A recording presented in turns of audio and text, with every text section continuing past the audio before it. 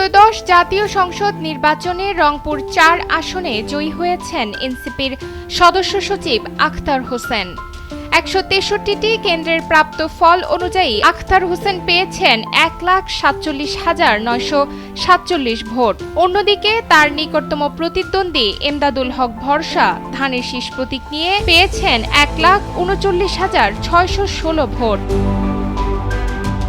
রক্তস্নাত অভ্যুত্থানের পর নতুন বাংলাদেশে অনুষ্ঠিত হওয়া ত্রয়োদশ জাতীয় সংসদ নির্বাচন নিয়ে আগ্রহের শেষ ছিল না। বৃহস্পতিবার সকাল ৭:৩০টায় সারা দেশের ৪২,৭৭৯টি কেন্দ্রে একযোগে ভোট যুদ্ধ শুরু হয়। ভোট গ্রহণের সময় শেষ হয় বিকেল ৪:৩০টায়।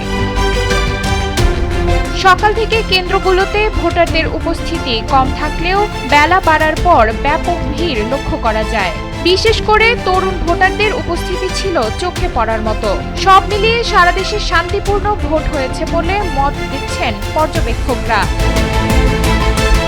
নির্বাচন কমিশন সূত্রে জানা যায়, দেশের ৪৮৬টি কেন্দ্রে বিশৃঙ্খলার ঘটনা ঘটেছে, আর জাল ভোট দেওয়ার খবর এসেছে ৫৯টি কেন্দ্র থেকে। ব্যালট বাক্স ছিনতাইয়ের ঘটনা ঘটেছে ৩টি জায়গায়। পোলিং এজেন্টদেরকে বের করে দেওয়ার ঘটনা ঘটেছে ১৪টি স্থানে।